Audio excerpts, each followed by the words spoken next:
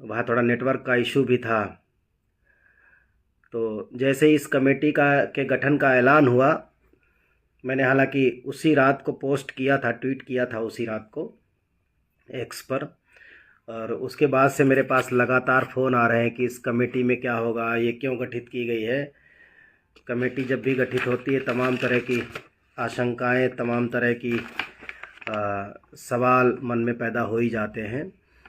तो उन सभी सवालों के समाधान के लिए कोशिश करूंगा कि सभी सवालों के समाधान हो जाए, और सिलसिलेवार बिल्कुल क्रम से मैं समझाने की कोशिश करूंगा कि इस कमेटी का मतलब क्या है। तरुण भोला जी नमस्कार, अमिताभ बरुआ जी नमस्कार, देवेंद्र जी नमस्कार, विनोद जी नमस्कार, और आप सुजीत सैकिया साहब नमस्कार, निमित भाई नमस्कार, जितेंद्र जी नमस्कार, नरेंद्र जी नमस्कार। एक बार मैं आप सभी से गुजारिश करूंगा कि शेयर कर दीजिए तो ज़्यादा से ज़्यादा लोगों तक पहुंच जाएगी ये बात। सेशन बहुत ख़ास है। हमारे देश के लोग बड़े, मैं कहूँगा कि भावुक किस्म के लोग होते हैं। और भावुक मतलब सीधा सरल कह सकते हैं, लेकिन भावुकता में कई बार हम गलत समझ लेते हैं चीज़ों को, वो भी गड़बड़ी हो ही जाती है। हाँ, चलते हैं, शुरू करते हैं आज की बात को। एक बार फिर से आप सभी साथियों को नमस्कार। मैं हूं doctor Manjeet Singh Patel, national president all India NPS employees federation. और आज का जो हमारा सेशन है, अभी 2-3 दिन में बड़ी उठापटक हुई है। अभी सुनने में आ रहा है कि 8वें सेंट्रल पे कमीशन को ऑफिस भी मिल गया है, लेकिन अभी बैठकें शुरू नहीं हुई, अभी सिटिंग उनकी शुरू नहीं हुई है। सुनने में आया है कि क्या है, चंद्रलोक बिल्डिंग है, कर्तव्य पथ पर ही चंद्रलोक बिल्डिंग में शायद उनको ऑफिस मिल रहा है। अभी उड़ती उड़ती खबरें हैं, अभी सरकारी कोई ऐसी खबर आई नहीं है जहां से हम इसको क्लियर कर सके, लेकिन उड़ती उड़ती खबरें आई हैं। कुछ लोगों से बात हुई तो आज मैंने डीएफएस में भी फ़ोन किया था, डिपार्टमेंट ऑफ फाइनेंशियल सर्विसेज, जो कि इस पे कमीशन की ओनिंग या गवर्निंग बॉडी है। एक तरीके से गवर्निंग जो डिपार्टमेंट है वो डीएफएस है, डिपार्टमेंट ऑफ फाइनेंशियल सर्विसेज। तो वहाँ से भी ये बात कुछ मतलब जानकारी मिली कि चंद्रलोक बिल्डिंग में शिफ्ट हो रहा है, मतलब शिफ्ट क्या, इस्टेब्लिश हो रहा है, ऑफिस सेटअप हो रहा है 8वें पे कमीशन का। तो होपफुली अगले महीने से बैठकें भी शुरू हो ही जाएंगी। अब मुद्दे पे आते हैं सीधे। परसों 13 जनवरी को पीएफआरडीए ने एक नई कमेटी का गठन किया है, और बड़ी हाई लेवल कमेटी इसको कहा गया है। और ये कोई एडहॉक कमेटी नहीं है, ये कमेटी है बेसिकली स्टैंडिंग कमेटी। दोनों के बीच में थोड़ा सा अंतर होता है। एडहॉक कमेटी बहुत थोड़े समय के लिए आती है, तदर्थ कह सकते हैं। स्टैंडिंग कमेटी मतलब ये पूरा ऑपरेशनलाइजेशन देखेगी। बड़ी कमेटी है, 15 सदस्यीय है। साहू साहब, डॉक्टर साहू साहब इसके चेयरपर्सन होंगे, जो इब्बी के चेयरपर्सन हैं। इब्बी मतलब इंसॉल्वेंसी बैंक्रप्सी, और उसके जो बोर्ड ऑफ इंडिया, उसके जो चेयरपर्सन है वो इसके चेयरमैन होंगे। मुद्दा क्या है, ये कमेटी क्यों बनी, कब से ये अमल में था प्रोसेस, क्योंकि ऐसा तो हो नहीं सकता कि अचानक से पीएफआरडी ने कोई कमेटी गठित कर दी हो। तो मैं सिलसिलेवार आपकी बातों को रखूंगा। देखिए, सबसे पहले मेरी डेट्स को बहुत ध्यान से सुनिएगा, मैंने लिख रखा है आज, ताकि कहीं कोई गड़बड़ी ना हो। मैंने खुद अभी थोड़ा सा होमवर्क किया, उसको लिखा। समझिएगा कि पहली बात तो लोग समझ रहे हैं कि कमेटी पर कमेटी, कमेटी पर कमेटी। तो मैं आपको ये बता दूं कि जैसा आप समझ रहे हैं कि सरकारी कर्मचारियों की एनपीएस को लेकर के इस कमेटी का गठन हुआ, ऐसा बिल्कुल भी नहीं है। ये केवल सरकारी कर्मचारी यानी कि टियर 1 के लिए कमेटी नहीं है। जो एनपीएस का मतलब होता है नेशनल पेंशन सिस्टम, और नेशनल पेंशन सिस्टम पर कई योजनाएं रन कर रही हैं। सबसे महत्वपूर्ण योजना है टियर 1, जिसे हम लोग सरकारी कर्मचारियों के लिए पेंशन योजना कहते हैं। न्यू पेंशन स्कीम कुछ लोग कहते हैं, या नेशनल पेंशन स्कीम कुछ लोग कहते हैं। नेशनल पेंशन सिस्टम टियर 1 वो हमारा है, जहां हमारा 10% कंट्रीब्यूशन जाता है और सरकार अपना 14% कंट्रीब्यूशन देती है। दूसरा है प्राइवेट सेक्टर के लिए, टियर 2 सबके लिए ओपन है। तीसरी है अटल पेंशन योजना। चौथी है एनपीएस वात्सल्य। और पांचवी है यूनिफाइड पेंशन स्कीम। ये सभी एनपीएस के अंडर में है। बिग जो प्लेटफार्म है वो है नेशनल पेंशन सिस्टम। ये एक ब्रॉडर प्लेटफार्म है। उसी प्लेटफार्म पर कई सारी योजनाएं रन कर रही हैं। अटल पेंशन योजना, एनपीएस वात्सल्य, एनपीएस टियर 1, एनपीएस टियर 2 और यूनिफाइड पेंशन स्कीम, जो 24 अगस्त 2024 को धरातल पर उतरी थी। तो मतलब 5-6 योजनाएं हैं जो नेशनल पेंशन सिस्टम के प्लेटफार्म पर रन कर रही हैं। अब समझिए कि एनपीएस को रिव्यू करने के लिए, मतलब सरकारी कर्मचारियों के आंदोलन के परिणाम स्वरूप, हम सबके आंदोलन की वजह से भारत सरकार ने 6 अप्रैल 2023 को, यानी कि लगभग 3 साल पहले, क्योंकि 6 अप्रैल 2026 की तरफ हम बढ़ रहे हैं, 6 अप्रैल 2023 को सबसे पहले एनपीएस रिव्यू कमेटी का गठन किया गया था, जिसके चेयरपर्सन थे टीवी सोमनाथन साहब, जो कि फाइनेंस सेक्रेटरी थे। 6 अप्रैल 2023 को वो कमेटी बनाई गई थी, बेसिकली हम लोगों के आंदोलन के चलते, हम लोगों के एनपीएस के विरोध के चलते। और 6 अप्रैल 2023 को उस एनपीएस रिव्यू कमेटी ने तकरीबन 1.5 साल स्टडी किया। और 24 अगस्त 2024 को, यानी कि तकरीबन 1.5 साल के बाद 24 अगस्त 2024 को उस एनपीएस रिव्यू कमेटी के परिणाम स्वरूप एक छोटा सा एक क्लोजअप मतलब दिया गया, एक क्लू दिया गया कि अब यूनिफाइड पेंशन स्कीम आने वाली है। और उसके लिए एक प्रेस कॉन्फ्रेंस करी उस समय के तत्कालीन रेल मंत्री अश्विनी वैष्णव साहब ने, माननीय अश्विनी वैष्णव जी ने। तो लगभग 1.5 साल के बाद अगस्त 2024 में, 24 अगस्त 2024 को यूनिफाइड पेंशन स्कीम का एक छोटा सा पैकेट सामने रखा गया। गजट नहीं आया, गजट आया मार्च 2024 में, सॉरी, गजट आया मार्च 2025 में, यानी कि लगभग 2 साल के बाद। 2 मार्च को छोटा गजट आया जिसे भारत सरकार ने जारी किया, और 19 मार्च को डिटेल्ड गजट आया जिसको पीएफआरडीए ने जारी किया। तो 6 अप्रैल 2023 से लेकर के 19 मार्च 2025 को डिटेल्ड गजट, यानी कि मोटा मोटा 2 साल लगे, तब जाकर के यूनिफाइड पेंशन स्कीम अपने एक्चुअल रूप में सामने आई। और उस यूनिफाइड पेंशन स्कीम को, सॉरी, एक फ़ोन कॉल की वजह से थोड़ा सा डिस्टरबेंस हुआ। और अब मुझे लग रहा है मेरी आवाज़ पहुंच रही होगी। एक बार आप लोग थंब करके बता देंगे कि आवाज़ आ रही है, तो मैं समझूंगा कि मैं कंटिन्यू करूँ।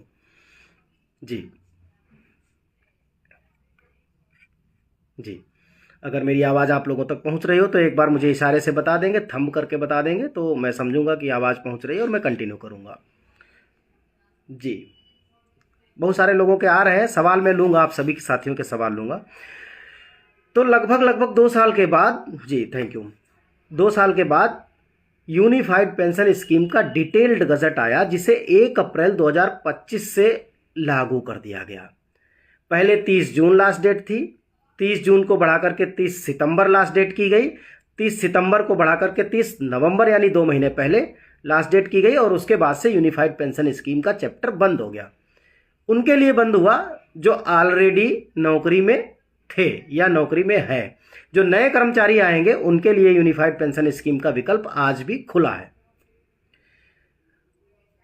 अब देखिए, यूनिफाइड पेंशन स्कीम का चैप्टर बंद हो गया हम सब के लिए। अब ठीक 2 महीने बाद 13 जनवरी को, लगभग क्योंकि दिसंबर और 13 जनवरी मतलब 1.5 महीने के बाद, अचानक से पीएफआरडीए एक नई कमेटी का ऐलान करता है। दरअसल ये अचानक नहीं है, बिल्कुल भी अचानक नहीं है, ये एकदम प्लान्ड है। अब देखिए ये किससे कनेक्टेड है।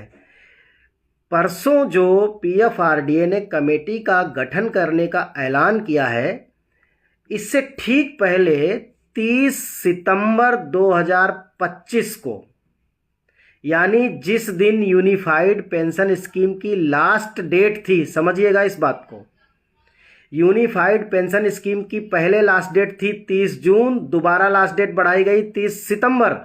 उसी दिन एक पीएफआरडीए में रिसर्च पेपर सबमिट किया गया, जिसे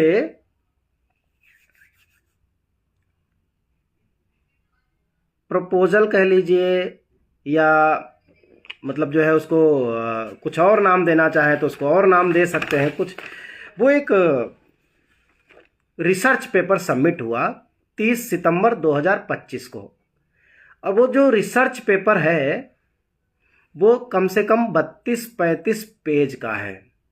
समझिए, 32-35 पेज का रिसर्च पेपर है जो 30 सितंबर 2025 को पीएफआरडीए में सबमिट किया गया। उसी दिन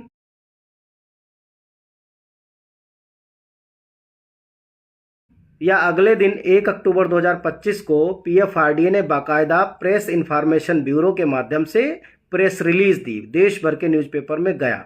तो इसका मतलब ये है कि जो पेपर 30 सितंबर 2025 को पब्लिश किया गया या सबमिट किया गया, उस पेपर को बनाने में कम से कम 4-6 महीना तो लगा होगा, इससे कम तो नहीं लगेगा। 4-6 महीना तो मिनिमम सी बात है किसी भी रिसर्च पेपर को कंप्लीट करने में। तो अगर हम 6 महीने पहले जाते हैं तो डेट बैठती है मार्च 2025। अब आप लोगों की समझ में आ रही होगी बात कि मार्च 2025 में ही यूनिफाइड पेंशन स्कीम का ड्राफ्ट आया था और मार्च 2025 में ही इस कमेटी के गठन करने का एक तरीके से शुरुआत हो गई थी, क्योंकि पहले रिसर्च पेपर दिया गया होगा कि इस पर एक रिसर्च पेपर सबमिट किया जाए, पीएफआरडीए डिटेल्ड रिसर्च करे, बाहर से सुझाव ले, जो फाइनेंशियल एक्सपर्ट्स हैं उनके सुझाव ले, जो पब्लिक सेक्टर बैंकिंग के हैं, पीएसबी के हैं लोग हैं उनसे सुझाव ले, या इन्वेस्टमेंट जो है वहाँ के जो लोग एक्सपर्ट हैं उनसे सुझाव ले। तो कहने का मतलब ये मसला हुआ कि जिस दिन यूनिफाइड पेंशन स्कीम का गजट आया था उसी समय परसों जो कमेटी बनी है, इस कमेटी को गठित करने की पहले से शुरुआत हो गई थी। वहां पर कोई रिसर्च पेपर जमा करने की बात कही गई होगी। 30 सितंबर को जिस दिन लास्ट डेट थी यूनिफाइड पेंशन स्कीम को ऑप्ट करने की, उसी दिन स्टडी हो करके रिसर्च पेपर सबमिट हो गया था। अब देखिए, परसों ये कह दिया कि हम कमेटी बना रहे हैं, तो इसका मतलब साफ है इसका उस एनपीएस जिसमें कि हम हैं उससे कुछ खास वास्ता नहीं है। दुनिया भर में न्यूज़ चल रहा है, मेरी कई न्यूज़ मतलब जो है न्यूज़ संस्थानों से मेरी बात हुई तो मैंने उनसे कहा कि भाई आपने जिस तरीके से न्यूज़ छापी है वैसा तो इसमें है नहीं, लेकिन हाँ एक अच्छी बात यह है कि इस बार जो कमेटी बनाई है पीएफआरडीए ने वो ओवरऑल स्टडी करेगी। उसमें 6 की पॉइंट है मेन, और हमारे लिए जो सबसे इंपॉर्टेंट की पॉइंट है वो है फ्रेमवर्क डेवलपमेंट। दूसरा उसका है सीमलेस ट्रांजिशन। सीमलेस ट्रांजिशन का मतलब जैसे मान लीजिए कोई आदमी रिटायर हो गया, उसकी पेंशन कितने दिन में शुरू हो जानी चाहिए, उसके बीच में गैप नहीं होना चाहिए। किसी आदमी ने स्विच किया, एनपीएस से यूपीएस में स्विच किया, तो कितने दिन में एनपीएस से यूपीएस स्विच की जो प्रक्रिया है वो कितने दिन में कंप्लीट हो जानी चाहिए। ये सब सीमलेस ट्रांजिशन में आएगा। तीसरा है मार्केट बेस्ड एश्योरेंस, यानी जो हमारा पैसा मार्केट में जा रहा है कहीं ऐसा तो नहीं है डूब जाए, ये तीसरा पॉइंट है। तो मार्केट में जो एश्योरेंस हमें मिले, जो हमें रिटर्न मिल रहा है उस पर कितना एश्योरेंस, कौन कौन सी स्कीम बनाई जा सकती है, ये तीसरे पॉइंट में आएगा। चौथा पॉइंट है ऑपरेशनल डिज़ाइन। ऑपरेशनल डिज़ाइन का मतलब कि ये वर्क कैसे करेगा। जैसे हमारे पास एक एप्लीकेशन है जिसे हम एनपीएस ट्रस्ट कहते हैं, उसी में हम जाकर के अपना पूरा अकाउंट देखते हैं। तो ये बेसिकली किसके दायरे में आता है, ऑपरेशनल डिज़ाइन। मतलब आपकी ऐप का डिज़ाइन कैसा हो, आप कैसे देख पाएँ उसको, यूज़र फ्रेंडली हो, ये तो हो गया operational design. Risk and legal oversight, legal issues भी आएंगे क्योंकि मतलब जो इतना बड़ा मुद्दा है, 16 लाख करोड़ से ज़्यादा पैसे जमा हो चुके हैं, हर महीने 12-14 हज़ार करोड़ रुपए का इन्वेस्टमेंट है। तो कोई ऐसा पॉइंट, ऐसा कोई अनछुआ पहलू ना रह जाए जो टेक्निकल मतलब जो है लीगल दायरे में आ जाए। तो वो हमारा 5वां पॉइंट हो गया। और छठा पॉइंट है कंज्यूमर प्रोटेक्शन। मतलब कहीं ऐसा ना हो कि रिटायरमेंट के समय मार्केट गिर गई तो हमारा पैसा डूब जाए। तो वो मतलब उन दौरान या जितने भी ऐसी विषम परिस्थितियां बन सकती है, सभी हालातों में कंज्यूमर को प्रोटेक्शन मिले। ये 6 पॉइंट है। अब हमें समझना पड़ेगा कि ये जो कमेटी बनाई ये करेगी क्या। ये क्या करेगी? मैंने पहले ही बोला, ये कमेटी केवल सरकारी कर्मचारियों की पेंशन व्यवस्था को लेकर के नहीं बनाई गई, ये एकदम बिल्कुल समझ लीजिए, क्योंकि इस कमेटी का मकसद एकदम अलग है। ये कमेटी जितनी भी पेंशन प्लान है जो एनपीएस के प्लेटफॉर्म पर रन कर रहे हैं, ये सभी को स्टडी करेगी और एक जैसी रिपोर्ट देगी। इसमें शामिल होगा रिटर्न का एश्योरेंस, मतलब एश्योर्ड रिटर्न की गारंटी। इतना बड़ा पैसा लग रहा है तो रिटर्न की भी गारंटी होनी चाहिए। स्विचिंग है, तमाम तरह के मतलब जो है लेन देन है, उनके बीच में जो कोई कुछ स्विच करे तो वो प्रक्रिया फास्ट होनी चाहिए और इजी होनी चाहिए। इस तरह की चीज़ें हैं, रिस्क कम से कम हो उसको ये मैनेज करे। जो हमने पहले बोला कि सबसे महत्वपूर्ण जो हमारा इसमें पॉइंट नंबर 1 है वो है फ्रेमवर्क डेवलपमेंट का। फ्रेमवर्क डेवलपमेंट में ये सारा ही आ जाएगा कि एनपीएस का फ्रेमवर्क कैसा हो, और उसी फ्रेमवर्क में आता है एश्योर्ड पे आउट को रेगुलेट किया जाए। यानी कि चाहे टियर 1 हो, चाहे टियर 2 हो, चाहे अटल पेंशन योजना हो, चाहे पंडित दीनदयाल करके योजना है, और चाहे वो एनपीएस वात्सल्य हो, सभी में एश्योर्ड रिटर्न की क्या भूमिका हो सकती है उस पर ये कमेटी काम करेगी। तो कहीं ना कहीं हमें इनडायरेक्टली कुछ ना कुछ तो बेनिफिट होगा, ऐसा नहीं है कि हमें बिल्कुल बेनिफिट नहीं होगा। ये हमसे जुड़ी हुई है, लेकिन अगर कोई ऐसा समझ रहा है कि ये मतलब जो है ओल्ड पेंशन स्कीम की दिशा में कदम है, मैं इस बात को साफ करना चाह रहा था कि हाँ, जहूर मीर साहब का क्वेश्चन है any change any partial withdrawal, ये भी आएगा, ये भी इसी के दायरे में आएगा। कितना विड्रॉल कर सकते हैं, कैसे कर सकते हैं, वो सब आएगा इसमें। ये बहुत बड़ी कमेटी बनाई जा रही है, तो इसके लिए इस कमेटी को बनाया गया है। अब देखिए, अगर इसको आपको वेरीफाई करना है तो ऐसे समझ लीजिए कि इस कमेटी को बनाया गया एक रिसर्च पेपर के बेस पर। वो रिसर्च पेपर कब सबमिट किया गया था? 30 सितंबर 2025 को, यानी आज से अक्टूबर, नवंबर, दिसंबर, यानी आज से तकरीबन 3.5 महीने। उस समय तक तो यूपीएस ऑलरेडी रन कर रही थी। दूसरी बात, यूनिफाइड पेंशन स्कीम में ऑलरेडी एश्योर्ड रिटर्न की अवधारणा है, वहाँ तो एश्योर्ड रिटर्न देते हैं। सरकार ने सरकारी कर्मचारियों के लिए तो एश्योर्ड रिटर्न की स्कीम पहले ही दे दी, तो दोबारा से उसको स्टडी करवाने का तो कोई मतलब ही नहीं, और वो भी 3 महीने के अंदर ही। तो ये तो आप भूल जाइए, ये सभी के लिए है, सभी की स्ट्रीमलाइनिंग के लिए है, सभी में एश्योरिटी डालने के लिए है, सभी की कार्यप्रणाली को थोड़ा सुगम बनाने के लिए है, यूजर फ्रेंडली बनाने के लिए है, रिस्क मैनेजमेंट को कम करने के लिए है। हाँ, लेकिन इससे हमें फ़ायदा होगा। अब आते हैं सबसे महत्वपूर्ण बात पर। वो सबसे महत्वपूर्ण बात यह है कि जैसे लोग कहते हैं कि एनपीएस, हमारा रास्ता केवल एनपीएस के खात्मे से जाता है। मैं इस बात को बार बार बोलता हूं कि केवल खात्मे से ओपीएस बहाल नहीं होगी। ओपीएस 2 तरह से बहाल हो सकती है, एक एनपीएस को ख़त्म करके और एक एनपीएस में ओल्ड पेंशन स्कीम के प्रावधान डाल करके। अब देखिए, ये जो कमेटी बनाई गई, ये कमेटी मैं टैबलेट पे दिखाना चाहता हूँ, पता नहीं दिखेगा कि नहीं। ये जो कमेटी बनाई गई, इसका रिसर्च पेपर जानते हैं क्या कहता है? पीएफआरडीए का जो रिसर्च पेपर है, consultation papers on enhancing the national pension system, यानी कि एनपीएस को और मजबूत करना, एनपीएस का सुदृढ़ीकरण, एनपीएस को कमजोर करना नहीं, एनपीएस का सुदृढ़ीकरण है। Proposals for flexible, assured and predictable pension schemes, मतलब थोड़ी लचीली हो, एश्योर्ड हो, गारंटीड हो, और थोड़ा अनुमान किया जा सके, कि प्रिडिक्ट किया जा सके कि इतने साल के बाद कितनी पेंशन, या इतने बेसिक सैलरी पर कितनी पेंशन, इतने साल के बाद कितनी पेंशन, ये थोड़ा प्रिडिक्ट किया जा सके। और सबसे बड़ी बात ये है, ये शायद आप लोग देख पाएंगे, ये लोगो जो है, अगर ध्यान से देखेंगे, एनपीएस का लोगो, और उसके साइड में लिखा है नेशनल पेंशन सिस्टम जरूरी है। तो जो लोग मीडिया की उस खबर को देख करके सोच रहे हैं, बड़े खुश हैं, एक नई कमेटी बन गई, तो वो कमेटी पहले से ही कह रही है कि नेशनल पेंशन सिस्टम जरूरी है। वो ये बात कह रहा है, वो उसे हटाने की बात नहीं कर रहा है। हाँ, एक सज्जन ने पूछा है कि डीए का बताओ सर। डीए इसमें नहीं कहा गया, इस कमेटी में डीए के ऊपर कोई चर्चा नहीं है, और ना ही ये डियरनेस अलाउंस के ऊपर बात करता है। लेकिन ये कहता है कि जो AICPW है, जो कंज्यूमर प्राइस इंडेक्स है, उसके हिसाब से जो पेंशन बने, मतलब जो NPS के माध्यम से जो पेंशन बने वो आने वाले इन्फ्लेशन को भी आत्मसात करे उसके हिसाब से। तो इसमें जानते हैं कितना दिया गया है? 0.25% ग्रोथ पर एनम। 0.25, 1% भी नहीं, आधा परसेंट भी नहीं, आधे का आधा। हाँ बिल्कुल, धीरेन्द्र सिंह जी ने एकदम सही सही करे। PFRDA कोशिश ये कर रही है कि जो एक्यूमुलेटेड फंड है उसी अमाउंट में ही ये पेंशन और फंड दोनों दे। बिल्कुल सही बात।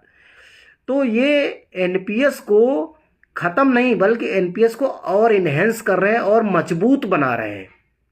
हमारे लोग खुश हैं कि मतलब जो है एक नई कमेटी बन गई है, यूनिफाइड पेंशन स्कीम फ्लॉप हो गई। फ्लॉप नहीं, यूनिफाइड पेंशन स्कीम चल रही है और जिन लोगों ने ऑप्ट किया उनके साथ रहेगी, या जो नए कर्मचारी आएंगे अगर वो यूनिफाइड पेंशन स्कीम में जाना चाहेंगे तो वो जाएंगे, और जो नहीं जाना चाहेंगे वो NPS में लगातार बने रहेंगे।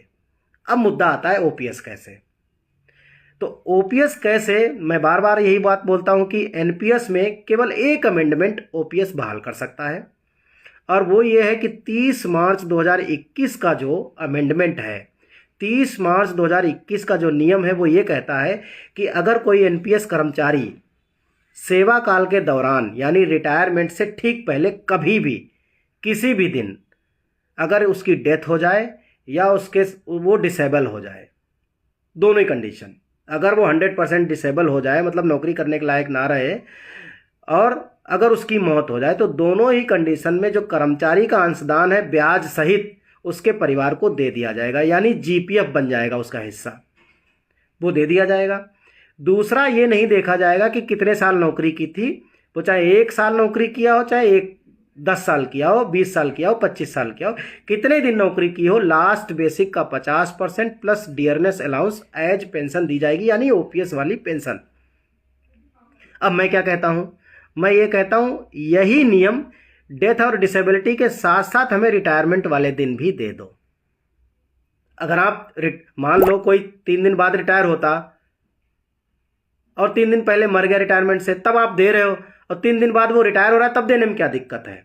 ये हमारी पहली, क्योंकि ये इसको हम लोगों ने NHRC के माध्यम से चैलेंज भी किया था, नेशनल ह्यूमन राइट कमीशन के माध्यम से चैलेंज भी किया था, और उसी बिहाफ पे सरकार यूनिफाइड पेंशन स्कीम को लेकर के आई थी।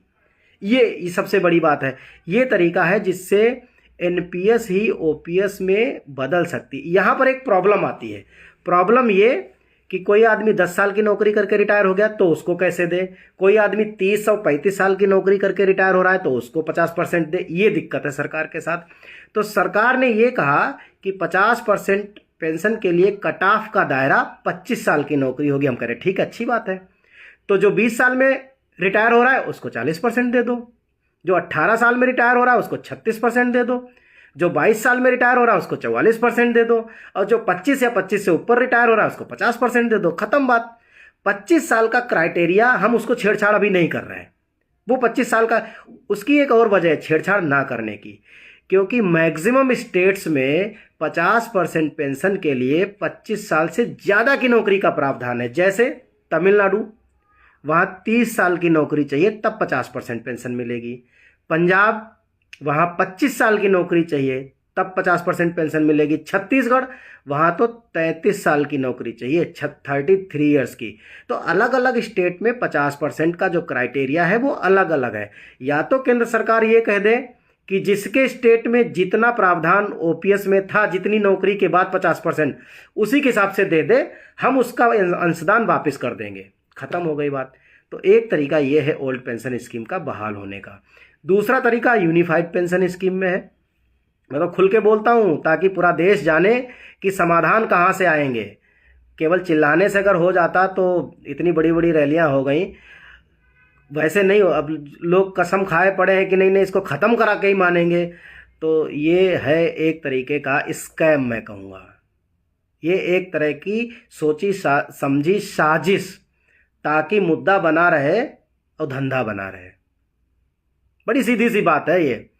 बहुत सारे लोग हो सकता है इस बात से इत्तेफाक ना रखें, वो इत्तेफाक नहीं रखेंगे, क्योंकि बहुत सारे लोगों को इस बात से मतलब है कि ओपीएस के मुद्दे से फलानी फलानी पार्टी को पहले गरियाने का मौका मिलेगा, उसको हटाने का, उसको भगाने का मौका मिलेगा। तो कुछ लोग तो इसलिए जुड़े हुए हैं, कुछ लोगों को अपना चुनाव जीतना है, चुनाव लड़ना है, किसी पार्टी के साथ अलाइनमेंट करना है, किसी की जाति बिरादरी धर्म ऐसा है कि भैया फलानी पार्टी को नहीं तो धमकानी पार्टी में सपोर्ट करेंगे। तो ये तमाम तरह के बीच में लोगों के मतलब जो है लोगों के व्यक्तिगत हित उसमें छुपे हुए हैं। मैं एक बात कहता हूँ, ना मेरी कोई जाति है, ना बिरादरी है, ना धर्म है, ना पंथ है। अगर कुछ है सबसे पहले तो वो ये है कि मैं एक सरकारी मुलाजिम हूँ, और अगर आप भी सरकारी मुलाजिम हैं तो पहले सरकारी मुलाजिम बन करके लड़ाई लड़ना सीखिए। जब तक आप फलानी पार्टी के बन के लड़ोगे, धमकानी पार्टी के लड़के, फलाने धर्म के, फलानी जाति के, तब तक आप पार्टी से लड़ रहे हो, सरकार से नहीं, और ना सरकार से मांग रहे हो। तो हमारा तरीका ये है, और हम तो ये कहेंगे कि हम तो लक्की भी हैं इस मामले में, हमें कई बार बात करने का मौका मिला, अपनी बात रखने का मौका मिला। नहीं तो हर बार जिससे देखो मौका एक भी नहीं और बहाने 500 लेंगे, तो हूबहू लेंगे, तो हूबहू खैर क्या ही कहें, उस मामले में ज़्यादा नहीं जाएंगे। तो ये है पीएफआरडीए की नई कमेटी। अब देखिए ये एक स्टैंडिंग कमेटी है, उम्मीद है स्टैंडिंग कमेटी साल 1.5 साल में, साल भर मेरे ख्याल से काफ़ी सफिशिएंट टाइम होगा, 2026 पूरा पड़ा है, 2026 में ये स्टडी करके मुझे बड़ा भरोसा है कि 2027 इतना लक्की वर्ष हो सकता है कि जब हम लोग 2027 में प्रवेश कर रहे होंगे तो उस समय 8वें पे कमीशन का लाभ, पुरानी पेंशन यानी गारंटीड पेंशन का लाभ, ये सब हम इसके दरवाजे पे खड़े होंगे। हमने आज एक मीडिया चैनल के साथ बातचीत करते हुए ये भी कहा है कि हम अगस्त के आसपास एक बड़ा आंदोलन फिर से प्लान कर रहे हैं। अब फिर लोग कहेंगे कि मतलब जो है कोई और घोषित कर देगा, जुलाई में घोषित कर देगा, कोई सितंबर में घोषित कर देगा, कोई अगस्त में ही घोषित कर देगा। आज 15 जनवरी है और आज हम फिर आप लोगों से लाइव आकर के कह रहे हैं, हम अगस्त के आसपास 10-15-20 दिन पहले या 10-15-20 दिन बाद में हम वहाँ पर एक बड़ा धरना प्लान कर रहे हैं। क्यों? ताकि 8वें पे कमीशन पर ठीक ठाक दबाव बना करके एक अच्छा फिटमेंट फैक्टर और जो हमारी समस्याएं उनको दूर करने के सुझाव लागू कराए जा सकें, और ओल्ड पेंशन स्कीम के रास्ते में जो जो रोड़े हैं उन पर दबाव बना करके उनको हटाया जा सके। 2 ही मुद्दे हैं हमारे पास, तीसरा कोई और मुद्दा नहीं है। इसके लिए हम अगस्त के आसपास प्लान कर रहे हैं। अभी हमारी बैठक होनी है, 8 फरवरी को हमारी बैठक हो रही है। एक पूरे देश के मतलब जो हमारे जितने भी एसोसिएट्स हैं, एफिलिएट्स हैं, उनके साथ हम लोग बैठक कर रहे हैं और उस बैठक में फैसला लेंगे कि वो डेट क्या रहेगी, लेकिन अगस्त के आसपास वो डेट हमारी रहेगी। तो उसमें हम एक बड़ा आंदोलन करेंगे ताकि 8वें पे कमीशन में हमें एक ठीक ठाक फिटमेंट फैक्टर मिल सके, और जो हमारी जो मेन समस्याएं हैं, जैसे हाँ एक और अच्छी बात याद आ गई कि कल डिपार्टमेंट ऑफ फाइनेंशियल सर्विसेज ने एक प्रेस कॉन्फ्रेंस करके एक प्रेस रिलीज भी जारी की है। वो बड़ी प्रभावशाली प्रेस रिलीज है। इस प्रेस रिलीज का स्वागत होना चाहिए, मैं तो दिल से स्वागत भी करता हूं, और मैंने ट्वीट भी किया है। और उसमें उन्होंने ये कहा है कि जो सैलरी अकाउंट पैकेज की बात कही है, सैलरी अकाउंट पैकेज की बात कैसे है वो समझ लीजिए, थोड़ा सा इस पर भी बातचीत कर लेते हैं। जितने भी सेंट्रल गवर्नमेंट एम्प्लॉई हैं, ग्रुप ए, बी या सी, जितने भी 3 ग्रुप हैं, ए, बी, सी, तीनों ग्रुप के लिए जो जितने भी नेशनलाइज्ड बैंक हैं, हमारी पब्लिक सेक्टर बैंकिंग पीएसबी, जितने भी पीएसबी हैं भारत सरकार के साथ वो टाई अप में है, कोलैबोरेशन में है, और उनके माध्यम से उन्होंने ये बात कही है कि या तो वो कोई क्रेडिट कार्ड या डेबिट कार्ड, कोई कार्ड बना करके देंगे। उसमें फैसिलिटी जो होगी वो ये होगी, नेट क्या बोलते हैं उसे, सारा जितना भी आप लेन देन करेंगे वो फ्री ऑफ कास्ट होगा। मैसेज भी, एनईएफटी भी, आरटीजीएस भी, चेक भी, उस पर कोई चार्ज नहीं लगेगा, कोई मेंटेनेंस चार्ज नहीं लगेगा। दूसरा, हवाई दुर्घटना में मौत होती है तो 2 करोड़ का बीमा किया है। अगर वैसे दुर्घटना, व्यक्तिगत दुर्घटना होती है तो 1.5 करोड़ का बीमा किया गया है, और इसके अलावा अगर डेथ होती है तो 20 लाख का बीमा किया गया है। ये है सुविधा उसमें। और भी उसमें कुछ चीज़ें हैं, सोशल सिक्योरिटी इंश्योरेंस वो भी बेहतर किया है। और जो मेडिकल फैसिलिटी है उसको भी वो कनेक्ट कर रहे हैं तमिलनाडु पैटर्न पे। तमिलनाडु पैटर्न पे मेडिकल फैसिलिटी क्या है उसको किसी और वीडियो में हम लोग डिस्कस करेंगे। बहुत ऐसे समझ लीजिए कि अगर 8वें पे कमीशन में हम लोगों ने मेडिकल जो बेनिफिट्स हैं या जो मेडिकल फैसिलिटी है इसको लेकर के सरकार पर दबाव नहीं बनाया, तो आप समझ लीजिए कि आप आयुष्मान भारत के मेंबर होंगे। और उसमें कुछ ऐसी सुविधा होगी कि ब्लॉक ईयर का मतलब कम से कम 4 साल के लिए आपको एक फिक्स 4 लाख, 5 लाख, 6 लाख रुपए तक का आपको एक तरीके से क्रेडिट दे दिया जाएगा।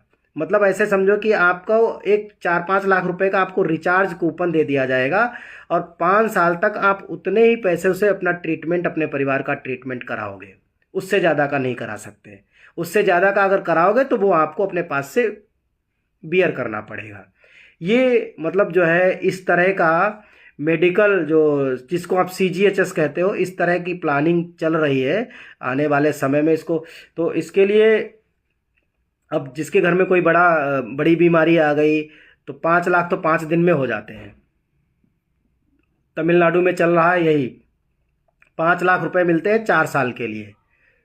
और अगर कोई गंभीर बीमारी है, 3-4 बीमारियां हैं उसमें, 5-7 बीमारियां हैं, उनकी लिस्ट है, जैसे कैंसर है, घुटना ट्रांसप्लांट है, लीवर ट्रांसप्लांट है, किडनी ट्रांसप्लांट है, इस तरह की बीमारियों के लिए 5 लाख एडिशनल है। मतलब ओवरऑल गंभीर और सामान्य बीमारियों के लिए 10 लाख रुपए फिक्स है वहाँ 4 साल के लिए। आपको 10 लाख रुपए में ही ट्रीटमेंट कराना है 4 साल में। अगर 10 लाख से ऊपर का ट्रीटमेंट जाता है तो वो पैसा आपको अपनी जेब से बियर करना पड़ेगा। इस तरह का प्लानिंग आ सकता है, वो उस पर चर्चा चल रही है। अभी कल कुछ आया भी है, उसको भी एक बार स्टडी करेंगे तब देखेंगे कि उसमें क्या है। तो ये था 13 जनवरी को PFRDA द्वारा अनाउंस्ड कि जो कमेटी बनेगी 15 सदस्यीय, वो क्या है, किस लिए है। तो मुझे लगता है कि चलो ठीक है, कमेटी बनी है तो कुछ हमारे भी काम आएगी। लेकिन ये केवल और केवल सरकारी कर्मचारियों के लिए नहीं है, इस बात को ध्यान में रखें। और ज़रूरत है कि अगस्त में हम फिर आप सभी से भी अपील करेंगे कि all India NPS employees federation तकनीकी रूप से भी, डेमोक्रेटिकली भी, कॉन्स्टिट्यूशनली भी, और मतलब जो कहते हैं ना खोपड़ियों के जितनी खोपड़ी उतनी संख्या, उसके दम पे भी हर तरीके से प्रेशर बनाती है, उस तरह से काम करती है। संघर्ष, संवाद, समाधान, इस तरह से हम लोग चलते हैं। संघर्ष संघर्ष संघर्ष केवल, उससे भी समाधान नहीं निकलेगा। संघर्ष, फिर संवाद, फिर समाधान। कुछ कमी रह गई तो फिर संघर्ष, फिर संवाद, फिर समाधान। हम इस तरीके से चलते हैं और चाहेंगे कि all India NPS employees federation को आपका भी सहयोग मिले। जितना आपका सहयोग मिलेगा, लड़ाई उतनी तकनीकी रूप से, रणनीतिक रूप से मजबूत रहेगी, उतनी जल्दी हम लोग समाधान की तरफ पहुंचेंगे। बहुत बहुत धन्यवाद। जय हिंद, जय भारत। अगर कोई सवाल हो किसी साथी का, NPS PFRDA is taking too much time, too much delay for payment of monthly payment. Yes, यही वजह है। इसमें जो सीमलेस ट्रांजिशन दिया है उन्होंने, नागार्थनम साहब, तम्मा राव साहब, इसमें जो सीमलेस ट्रांजिशन दिया है वो इसीलिए है ताकि इन चीज़ों पर जो टाइम बाउंड है वो फिक्स किया जा सके। मतलब जो है डिले ना हो कोई चीज़ें। कितने कितने महीने हो गए लोगों को, 6-6 महीने हो गए यूनिफाइड पेंशन स्कीम में स्विच किए, और वो पेंशनर है लेकिन उनकी पेंशन अभी UPS के माध्यम से नहीं आ रही, ये दिक्कतें हैं। तो उन्हीं सब चीज़ों को लेकर के ये कमेटी बनी है। और कोई सवाल हो तो DA का क्लियर बताओ सर। DA का क्या बताना है मिश्रा जी? DA जनवरी में बढ़ता है, वो मार्च में अनाउंस होता है, तो मार्च में अनाउंस होगा वो DA। अनुकंपा कर्मचारी को OPS बहाली। अच्छा, अनुकंपा वाले मसले में देखिए सीधी सी बात है, जो 22 दिसंबर 2003 से पहले जिन लोगों ने अनुकंपा के लिए आवेदन कर दिया था, संभवतः वे सभी OPS में कंसिडर हो जाएंगे। और उसके बाद जिन लोगों ने किया उनके मामले में भी थोड़ी दिक्कत है। और कुछ है तो कोई सवाल हो तो? टेबल टॉक जब तक नहीं होगी तब तक मुश्किल है। बिल्कुल, संघर्ष और संवाद, संघर्ष संवाद दोनों ही समाधान के दोनों पहलू हैं। एक पहलू से हम समाधान तक नहीं पहुंच सकते। सर क्या UP के कर्मचारी भी रिटायरमेंट पर NPS फंड में से 80% निकाल? 80% नहीं निकाल सकते दादा, केवल 60% तक निकाल सकते हैं। 80% रवि ठाकुर जी किसने बता दिया? 80% प्राइवेट सेक्टर के निकाल सकते हैं, आप नहीं। वो कारपोरेट सेक्टर मॉडल है, सरकारी कर्मचारियों का मॉडल नहीं है वो। और अमिताभ बरुआ 0.25%। देखिए ये अभी हुआ नहीं है, मतलब ये जो रिसर्च पेपर पब्लिश हुआ है 30 सितंबर 2025 को, उसमें ये बात कही गई है। Please consider my submission regarding merging of level 1, level 2, level 3। कहाँ चला गया ये क्वेश्चन? ये हम लोग रखेंगे कि देखिए जो ग्रुप सी है उसमें 5 लेवल हैं, 5 लेवल से घट के 3 लेवल रह जाए वो ज़्यादा बढ़िया है। 2 लेवल कम से कम ख़त्म हो जाने चाहिए, ये हम लोगों की डिमांड रहेगी। जो आप बता रहे हैं मेडिकल के लिए रिचार्ज हो जाएगा 4 लाख का 5 लाख, वो भी तो वो पूरा सवाल नहीं मिला है मुझे। उसमें भी ये शर्त रहेगी कि क्या कि सिर्फ एडमिट होने के बाद ही? नहीं नहीं नहीं नहीं, उसमें हाँ इंडोर और आउटडोर दोनों का रहेगा कि इंडोर कितना आउटडोर कितना, ये तो रहेगा ही। उसका डिटेल्ड जब ड्राफ्ट आएगा तभी पता चलेगा। और कोई सवाल हो तो पूछ लीजिए। एनपीएस में वीआरएस लेना, पेंशन कब से मिलेगी? वीआरएस के दिन से है एनपीएस में, जिस दिन वीआरएस लेंगे उसी दिन से। 8 सीपीसी फिटमेंट फैक्टर सर, वो मेरे बहुत सारे वीडियोज़ हैं, उस पर बहुत सारा डिस्कशन किया है। राज्य में पुरानी लागू पेंशन लागू करने की घोषणा कर रहे हैं, क्या है संभव है बगैर केंद्र के? देखो भैया, घोषणा कर देना अलग बात है, लेकिन पैसा तो फंसा हुआ है ना पीएफआरडीए के पास, एनएसडीएल के पास। पैसा तो मार्केट में है, और सेंट्रल गवर्नमेंट ने ऐसा कोई नियम बनाया नहीं, चाहे वो राजस्थान हो, चाहे वो झारखंड हो, चाहे वो हिमाचल प्रदेश हो। सपोज दैट आपने 15 साल एनपीएस में वहाँ नौकरी की, और 15 साल तक जो डिडक्शन आपका हुआ और जो सरकार का था वो सारा का सारा कहाँ चला गया? एलआईसी, यूटीआई और एसबीआई के पास। उसने उसको मार्केट में लगा दिया, और वहाँ 15 साल के बाद आपकी सरकार ने ओपीएस बहाल कर दी। तो उस दिन से आपकी ओपीएस तो बहाल हो गई, लेकिन आपका तो पैसा वहीं फंस गया, आपका भी फंस गया और सरकार का भी फंस गया, आपकी स्टेट गवर्नमेंट का। अब स्टेट गवर्नमेंट ये कहती है कि जिस दिन आप रिटायर हो गए, मान लो 2040 में आप रिटायर हुए, तो स्टेट गवर्नमेंट कहती है कि वो जो पैसा जमा था सेंट्रल गवर्नमेंट के पास, उसमें से मिलेगा आपको 60%। 40 फिर भी नहीं मिलेगा, 40 पे तो आपको वहाँ भी पेंशन लेनी ही पड़ेगी। तो जो 60% आपको मिलेगा वो पैसा आपकी राज्य सरकार ले लेगी, तब देगी वो आपको ओपीएस, ऐसे नहीं देगी। यानी वो पैसे में से आपको कुछ नहीं मिलना, मिलेगी तो 40% पर जो एनुटाइज्ड पेंशन बनेगी वो मिलेगी आपको। यानी उन राज्यों में आप जो कर्मचारी होगा उसको 2 पेंशन मिलेगी। एक पेंशन 40% की एन्युटी पर जितनी भी बने, और दूसरी पेंशन जो आपकी राज्य सरकार देगी ओपीएस के अनुसार जितनी पेंशन बनेगी। अब वो फिर वही फार्मूला लगेगा, जितने साल की नौकरी है उसी के हिसाब से पेंशन मिलेगी। तो जिन राज्यों में ओपीएस बहाल हुई है, एक्चुअल में अगर बहाल हुई है, तो वहाँ पर रिटायरमेंट पर कर्मचारी को 2 पेंशन मिलेगी। एक केंद्र सरकार से कह लीजिए एन्युटी वाली, और दूसरी उस राज्य सरकार से ओपीएस वाली।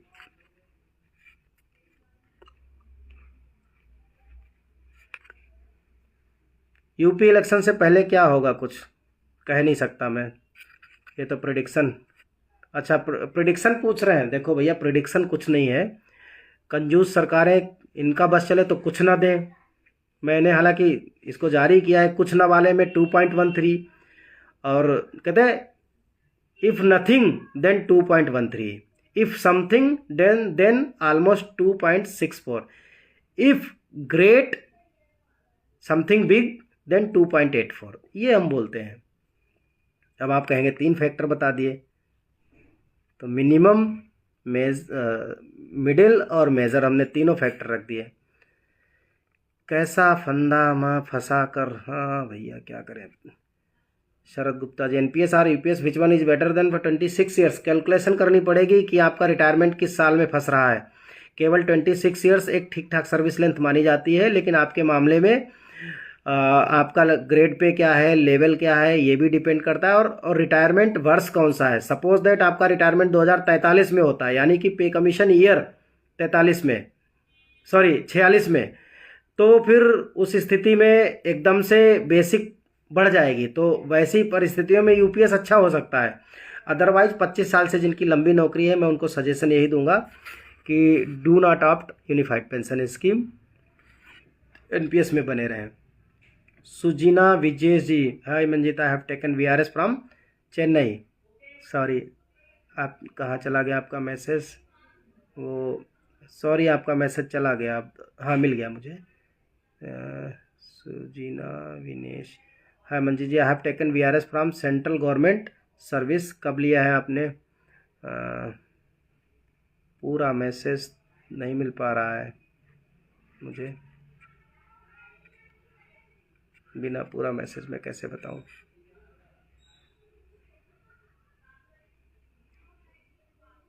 अगर एक बार दोबारा मैसेज कर देंगे तो शायद मैं पढ़ पाऊँ उसको।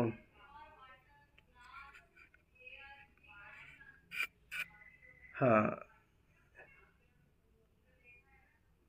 हाँ, ये है शायद। I come under NPS as per latest exit rules of NPS। I think it is 40% mandatory annuity purchase and 60% withdrawal for VRS also. Can you please clarity, is this correct? देखिए, वॉलंटरी रिटायरमेंट जो है वो premature exit नहीं है, वो mature exit है। Premature exit वो होता है जब आप नौकरी छोड़ देते हैं, वो 20 और 80 का फार्मूला बनता है। वॉलंटरी रिटायरमेंट पूरा है, उसमें आप 60% तक विड्रॉल कर सकते हैं। 40% की आपको पेंशन मिलेगी। फिर भी आप चाहो तो एक बार PFRDA की साइट पे जाकर के चेक कर सकते हो, कोई बड़ा काम नहीं है। अंकुर त्रिपाठी भाई नमस्कार, बस साथ बने रहिए।